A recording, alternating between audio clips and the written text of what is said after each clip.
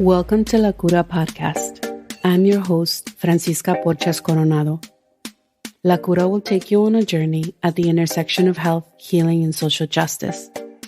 We will engage in conversations about decolonizing our health and reclaiming traditional ways of well-being and healing. We will explore and honor our multiple identities, cultures, traditions, and remedios. This offering is brought to you by Mi Gente, a political home of Latinx and Chicanx people that is pro-Black, pro-woman, pro-poor, pro-queer, because our communities are all that and more. Welcome to La Cura, everybody. Very excited to have one of my favorites today, Cara Page. But before we talk to her, I want to tell you a little bit more about her.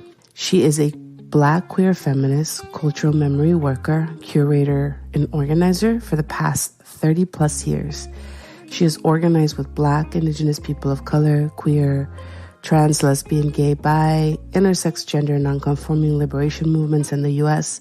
and the Global South at the intersections of racial, gender, and economic justice, reproductive justice, healing justice, and transformative justice. She is leading a new project called Changing Frequencies, an archival memory and cultural organizing abolitionist project building power with communities who want to confront, heal from, and transform and dismantle the historical and contemporary exploitative practices and abuses of the medical industrial complex. She is all that and so much more. I really wanted Cara to end this season because a lot of the work of La Cura, a lot of my personal work in politicized healing, in healing justice work has been inspired by Cara. And I'll tell you a little tiny story before I begin to have a conversation with Cara, which is about 4 years ago, I decided to pivot my work from detention, support, immigrant rights, criminalization sort of work here in Arizona, to really focus and center the healing and the well-being, the resilience of migrant people like myself and organizers, and also folks who have been in movement, undocumented, and migrant people. And I remember having a conversation with many people about it. And there was one person who I'll give a shout out to right now, Lorde, who was at that time working with Mi Gente, who was like, oh, that's awesome what you're thinking about doing. You really need to meet Cara Page. And at that point, I wasn't articulating my work as healing justice because I was really in the trenches organizer who could tell you all kinds of stuff about organizing, but hadn't been really exposed. Even though I was in spaces with Cara, I had never met her. I had never, gotten a chance to talk to her and learn about her work. And he was like, you got to meet Cara Page. And I was like, Cara Page. So I started Googling and found Cara on Google, literally, and on her bio. This story I've never told you, Cara. And so I was like, I got to meet Cara Page. So later in my life, Caitlin Breedlove, who I love and appreciate, is like, I know Cara. I can introduce you to Cara. So I just want to say that, I really am excited to have this conversation with you, have you on the podcast, because this journey very early on sort of started with just like, this conversation would be, and then now I'm so blessed and grateful to be in relationship with you and in practice. So welcome to the show, Cara. Yes. It's an honor to be here and to see you or hear you manifest this dream of body of work. Well, I want to start just by asking, how you're doing now. It's May 2021. We are 14 months into this, pandemic madness and a little bit of rising a bit from the ashes of a lot that's been burnt down, broken down. Yes. So curious about what has been potentially one thing that you might have sort of left behind, a little tiny thing you might have left behind in a pre-pandemic world, and any highlight now and breakthrough that you might have noticed. It could be tiny, it could be big. I don't know. Just curious. Yes. Thank you. Yeah, it's deep that we're in this global pandemic, and my word is integration. We're still integrating what it changed for us. And it's really hard to hear people say, I'm so glad we're back to normal. And I was like, what? Pre-COVID things were not good. So let us not go back to normal. Let us go back. Let us go towards change and something different than we had before, because of what COVID unearthed for us, right? In terms of disparities, poverty, violence, policing, all the things, white supremacy, you know the deal. So I think what I left behind, though, honestly, was my strategy to do multiple things all at the same time. I was doing a lot of coaching, facilitation, cultural work, all around healing, generational trauma, the medical industrial complex, racial justice, disability justice, all these different movements I was touching.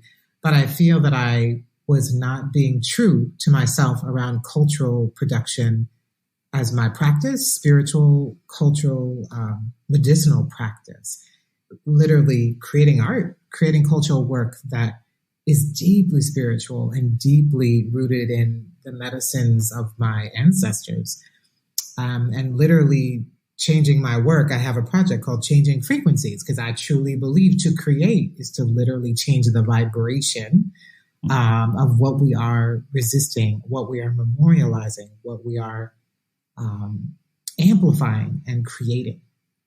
And so I flipped the script and I stopped on the facilitation, turned down the volume on the coaching, although I love my coachees.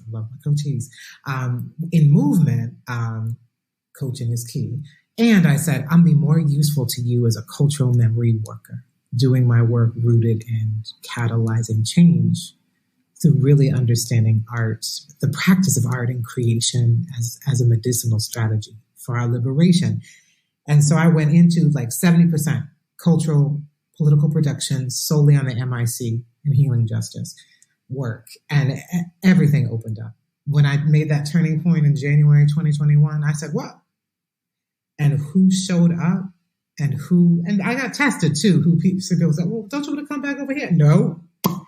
I'm going to cut those ties for now and just focus. And I flipped the script, and now I'm doing 70% cultural memory production work in partnership with amazing artists and organizers, researchers, and archivists. And I know that this is the path that I need to be on. So that feels very different from the pre-port of COVID. Just because something's a good opportunity, sounds really good, doesn't mean you're supposed to do it, right? You feel me? You feel me? Yes. And I think being in the stillness and the grief and the disarray of COVID makes you wonder, okay, what am I really here for? What do I really want to do to change the systems that are not working for us in the height of a global pandemic? I mean, you just had to pay attention. It was too hard to miss. Oh, some things I just can't stand, and I can't stand by.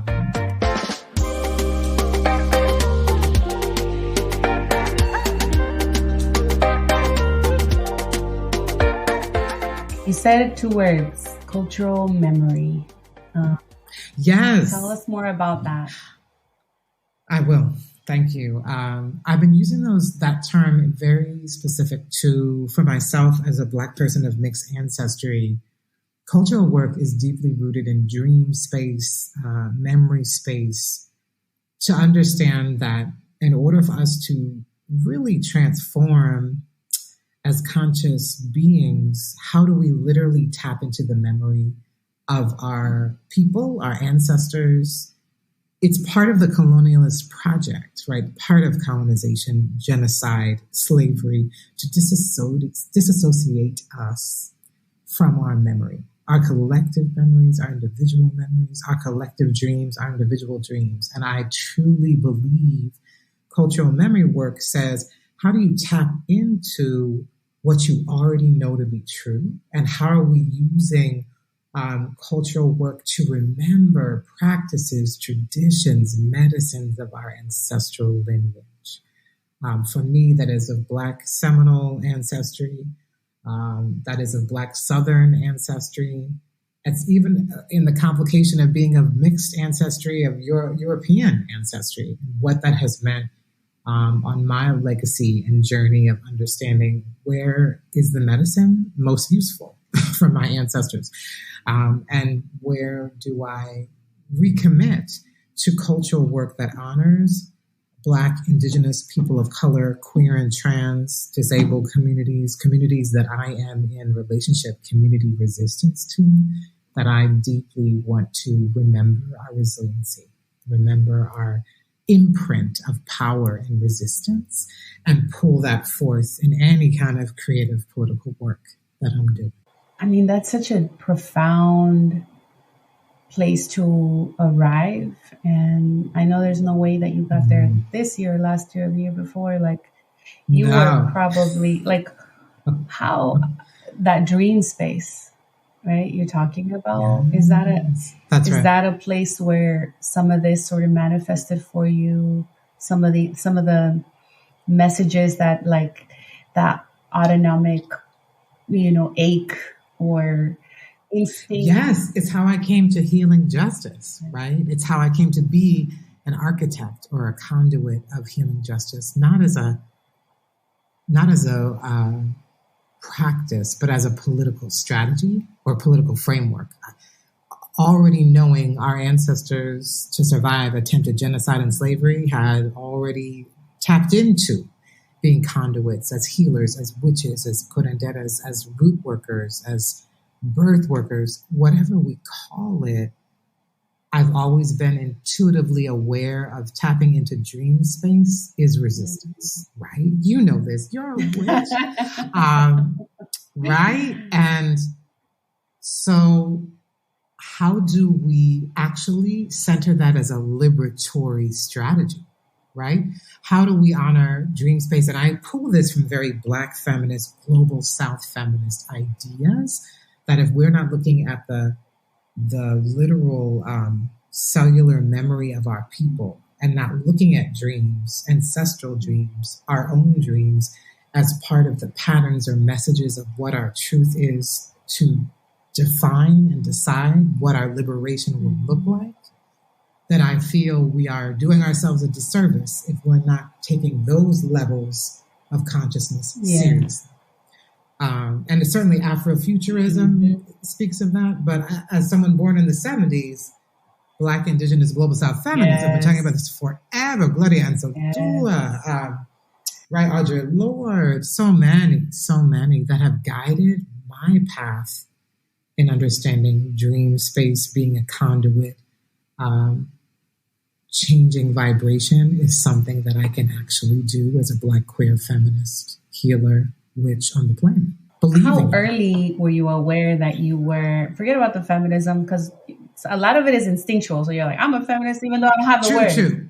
That's right. But how early were you aware of that you were a healer, a bruja, like, that was inside of you as a child, probably? What did that look like? Ooh, it was. Oh, wow. I love to ask people. You were very good at this. I've been a bruja since 1979. No, I was at 9 consciously building altars or sacred spaces as protection during a heightened moment of violence in my family. And I can honestly tell you that I truly believe it kept me alive because I understood from somewhere, if I build literal medicine that protects me, I didn't call it spirit guides. I didn't call it I'm a witch. None of that. I'm not kidding you, in 4 corners of my bedroom, my small bedroom. I'm grateful that I had my own room, right? That I could just power up and put medicine in each corner. And at age 9, started to rely on that as my medicine, as my practice for protection. And then it just keeps going from there. But that was a very poignant moment when I realized, oh, this is more than just piles of rocks and shells and coral and words. I'm doing something. Right. I'm really doing something here. And kept it all to myself. Didn't trust adults. In some cases, didn't trust other children. Just did it for me because it was inside of the cosmology of healing from family violence and understanding, well, I can't let them take my medicine. That's really powerful. And that's exactly what you're doing now in your Changing Frequencies work. Can you tell us a bit more about that? Yes, absolutely. So Changing Frequencies is a cultural memory project. As I mentioned, cultural memory being how do we understand the role of memory as a conduit for creating cultural performance, installations, sanctuaries. My work is in particular rooted in multimedia performance and installation. I partner with creative organizers, artists, other cultural workers, healers, people who want to create, generate a space, a sanctuary where we are actually paying homage or memorializing the loss of our people or the resistance of our people on the site or a site where there's been harms and abuse of the medical industrial complex, right? And so the medical industrial complex as an extension of prisons, detention centers, privatized hospitals, psychiatric wards, any place that we have been that has used medical racism and scientific experimentation to pathologize our communities and has left us in harm's way, going to those sites or working with communities that have been deeply impacted by the loss of people at those sites and creating cultural installations is what Changing Frequencies is about. Definitely rooted in an abolitionist lens that we want to dismantle these systems, to use these cultural memory installations as an opportunity to elevate story and to fight for the dismantling of these institutions, but also to memorialize those who have been lost or experimented on at the expense of the colonization and the pathologies of the society that has allowed it to happen in the first place. It's so powerful how you just broke down what you were doing at 9 years old. I know. And at every corner of your room and building altars, building sanctuary, naming how that built safety for you around violence, in a violent environment. And now with Changing Frequencies, you're doing this powerful work. That's the state violence. Yeah. Literally what you knew you had to do at 9, you're doing exactly right now, which is, we call, installations and / altars, right? That's right. In places where violence has happened and where there's a need to, I assume also heal the space, heal the folks involved, those connected to those communities and those in relationship to those who've suffered in those spaces. Yes. And also to even reclaim space, right? Exactly. Absolute reclamation, recovery, repair, and transmit new opportunities, right? So if we are not truly grieving from the loss of our people to institutional experimentation or literally killing of our people under the guise of testing or safety or security, then how then can we move into what we will create? What is the metamorphosis? What is possible when we're still aching and grieving what has happened to our people? So really feeling consciously, if we're not creating these spaces, it'll be harder to touch and transmit what's possible as a counter narrative, not even just counter, as a transformative narrative of what we can create for our collective care and safety doesn't rely on these atrocities.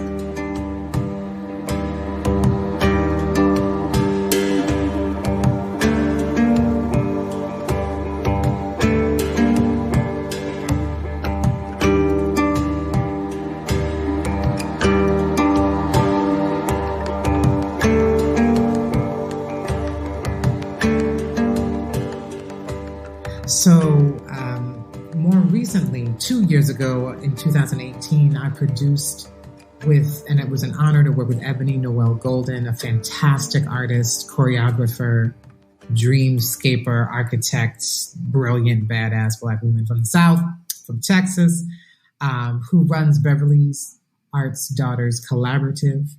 And we came together. I was able to pull together a makeshift budget and said, please work with me. And she pulled together this phenomenal Black women troupe. And we moved through a timeline that's being co-curated and designed by another project that I partner with, the Healing Histories Project. And that's a timeline on the medical industrial complex. And it shows sites from the 1400s to now of where different communities most impacted by colonization, slavery, and genocide, attempted genocide based on white supremacy, gender supremacy, ableist supremacy, homophobia, transphobia, any ways that our bodies were counted, quartered, measured, codified, categorized, right, as part of the colonialism and imperialism on our people, in this country and in other countries. Although the focus of this timeline is the U.S., but certainly it's in conversation with sterilization abuse, massive sterilizations of different communities, including Puerto Rico, queer and trans, so on and so forth. It's enslaved people, indigenous people in this country. We honed in on birth work, Black and indigenous birth work, as a system of not only care, but of resistance to birth the next generations. And the co-optation of Black birthing, or some people say midwifery, doulas, some people say root workers, was to actually steal and take a medicinal strategy, and I think liberatory practice, and call us witches and demonize Black and indigenous. In the South in particular, was our storyline of how do we understand Black birthing as liberatory, and that it was controlled and contained as part of a white supremacist tactic. And with that, we wanted to honor this performance piece is really understanding the relationship to sterilization abuse of Black women and indigenous women in this country. Sorry, in the region, particularly to the South, though. And then the criminalization of Black birth workers and indigenous birth workers in the South.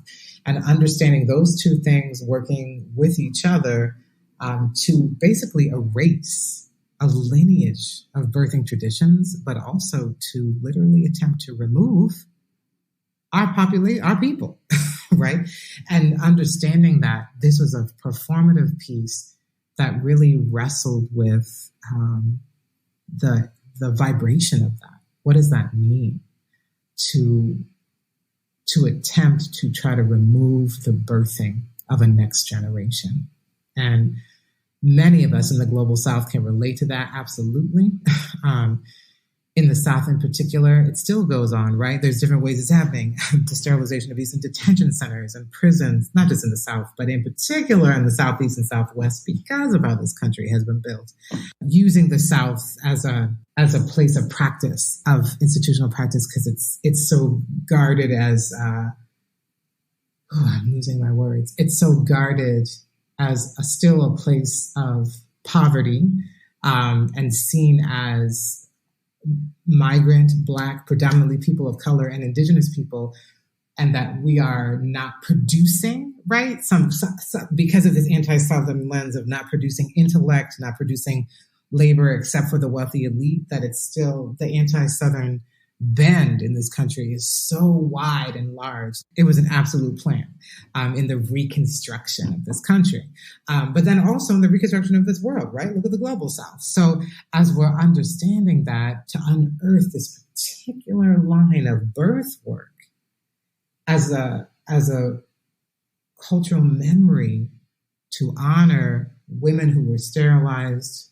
and practitioners that were disappeared or disrespected because they were seen as being demons or somehow painted as not being true practitioners because they weren't doctors. All of it is so deeply embedded in the medical industrial complex, trying to deny us and steal our traditions. And so this piece, I really went in, but this piece was really to unearth that and use imagery and sound. And the intent was to have it at the former hospital, one of the hospitals in upstate New York, that's escaping me, that had the largest amount of sterilizations in this state. And even though the storyline, as I mentioned, was mainly about the South, we wanted to string the strands of how that deeply also affects Black and Brown communities all over the world. But that in New York, who would they target? People that are imprisoned, people that are institutionalized. So we wanted to have it on site at a former hospital, which is now a prison, which happens often, and people don't even talk about psychiatric hospitals, right, that become prisons. But we couldn't do it on site. So we did it at a convening that was subverting policing and surveillance at Barnard College. And so that was just as good, but that was one partnership. You're doing cultural memory work, you're doing homage work, you're doing elevation. Like, what folks many times don't think about is the fact that our ancestors need to be elevated, and that they're in another realm, and that it is our responsibility still in this realm to continue to elevate their spirit. And it's a reciprocal relationship. They will support us, but we also need to be constantly elevating them so that they can actually become even more powerful, right? There are levels of elevation. And so the more that you remembered, the more that our people are remembered, the more it's almost like putting more and more energy into where they are so that it literally comes back to us. And I think you're doing really powerful ancestor elevation work that will also come back to us, into the land, into the community. And I so wish that there was like a film person that was following you around. Suggestion, because this would be an amazing documentary, that could inspire so many others to do, possibly not the level of production that you do, because, you're amazing. Your practice is very extensive, but that can really encourage people to do some kind of reclaiming work in their own little corner of the world, Changing Frequencies is definitely trying to amplify it more. So many people, because we're talking, here we are looking at Kamloops, right? And the finding all the children's bones. Here we are at the 23rd, I believe, anniversary of MOVE. But finding that some of the children's bones, the girls that died in that MOVE bombing, shamefully, in that MOVE bombing on Osage Avenue in Philadelphia, are still being used for medical anthropology studies. We could just go down the line, of course, understanding the bones being found at the borders of Mexico and Texas, of Canada, of women, all the ways that we need to elevate and understand how our collective bodies have been tested on, experimented on, made expendable. And I truly believe it's cyclical too, because some people say, oh, so you're only in the business of death.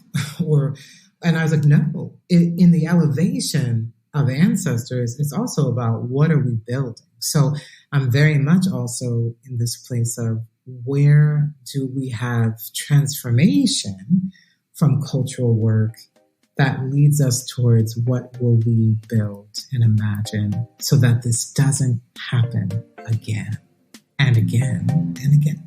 Yeah. And that's the business of death and birth. That's right. And life. Future, yes, multiple futures. Yes.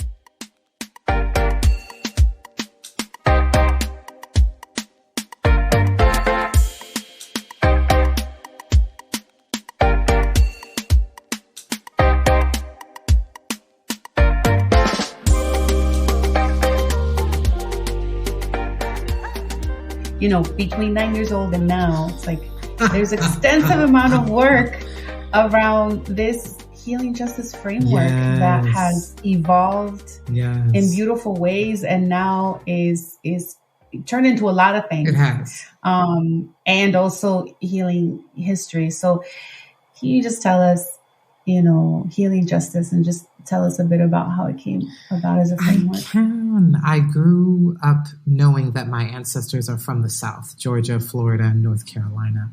I returned home, I say, to the South.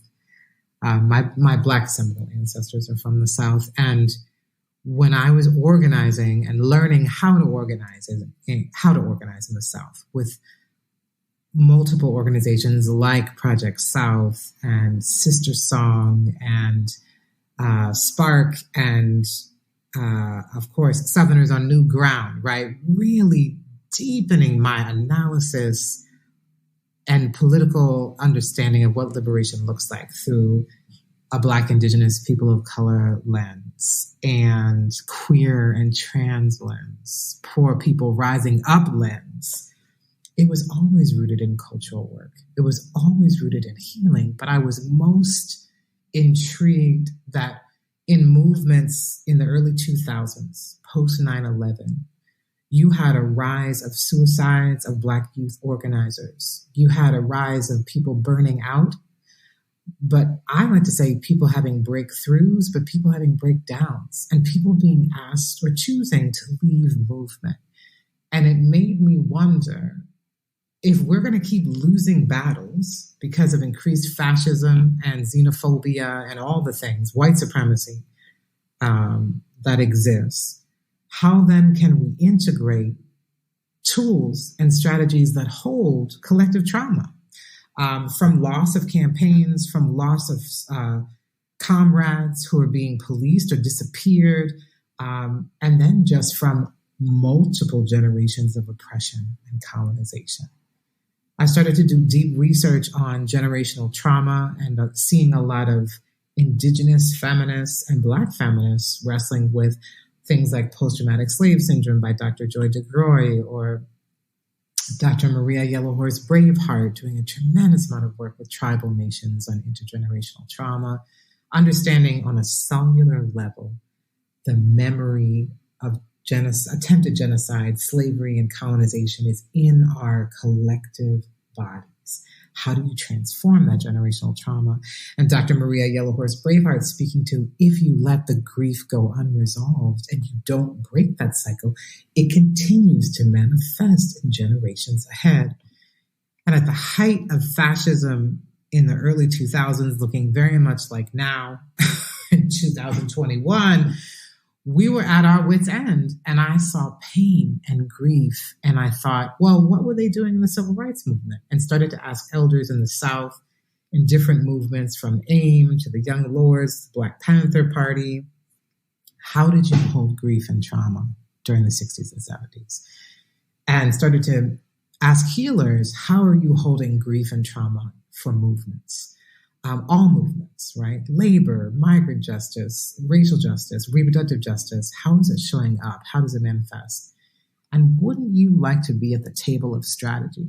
Why do healers get separated outside of strategy and liberation ideas? Why are we not at the center of movement tables? Or centering healing as an integral strategy to political liberation at movement tables? And people said, well, yeah, I'm about that. Energy healers, earth-based, body-based healers being asked that question, who I knew were already politically oriented because they were doing work as an extension of their social justice work. They were doing healing as social justice organizers, right?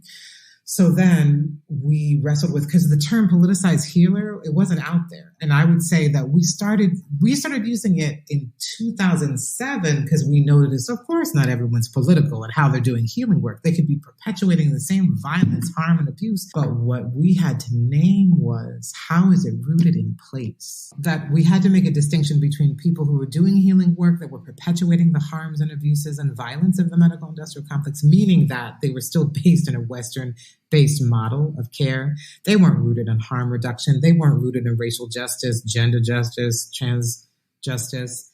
they needed to be politicized. And we were working with the organizers who were taking up the bandwidth of doing healing work as part of their political organizing. So that's why Kindred, Southern Healing Justice Collective, that's how it came to be. And the term healing justice, I'll be honest, when I started gathering people and saying, do you want to be liberatory in your practice as healers? And do we want to move as a team so that we're working with the base of movement building organizations and actually asking movement to integrate healing strategies into their plan? But what we also noticed at that moment is leaders identifying that they needed places to grieve, to hold trauma, but they had no language for it. Now, let's be clear, there's an anti-violence movement, but that anti-violence movement tended to be only connected to or through a gender justice lens. So we'd start going to migrant justice meetings talking about trauma. And it was interesting, right? Because what comes up around trauma, around massive ICE raids or detainment or having your children taken from you and never seeing them again, it's all understanding that trauma. We understood that there hadn't been political space to hold the grief and analysis around trauma. Or working with racial justice organizers who had been doing abolitionist campaigns, trying to stay executions, anywhere from staying executions to shutting down prisons, that were restless and tired and exhausted and didn't have a place to grieve when they were losing campaigns and having people being executed. You know how this looks. So we were just asking the question, where are there gaps? And even honoring and understanding as lay people, not psychiatrists, not therapists, not social workers, how do you talk about trauma in on the ground, down to earth, useful ways so that our communities can actually wrestle with trauma? And after Hurricanes Katrina and Rita, the manifestation of that became very real, because no matter if you were surviving those storms or actually surviving the police, the CIA, the FBI after the storms, you were watching people have a whole collective grief of witnessing what was happening. And to see that level of consciousness around, I'm grieving, I'm enraged because of this trauma of what happened to our people in New Orleans and the Gulf Coast, not from the storm, but from the state. It opened the door to have a political dialogue on trauma, generationally and collectively, in ways I had never witnessed in my lifetime as an organizer. And now we see it again in Mi Gente, right? Not one more deportation campaign. In Black Lives Matter, these different movement building, active moments in time that are catalyzing where are we talking about generational trauma. But in the early 2000s, that was not on the agenda. And so I would say healing justice came because it was ready to be reemerged. Was healing happening during slavery, during attempted genocide of indigenous people? Absolutely. But we weren't harnessing it as a political strategy, or I don't know that history. So we wanted to make sure this was present and that healers were at the table this time, so that if we lost connection of who those healers were in the past, we damn well are going to know who the healers are at the table in the future. That's where healing justice came from.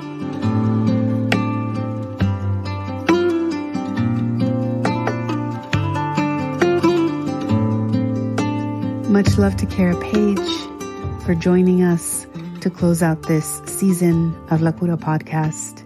You can learn more about healing histories and changing frequencies and all of Cara Page's beautiful work at carapage.co.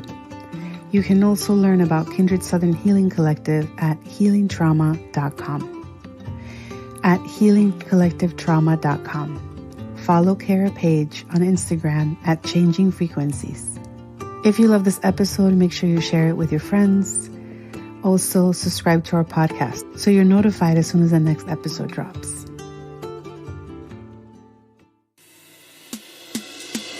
Thank you for listening to La Cura Podcast. The podcast is hosted and produced by me, edited by Lorde Hernandez.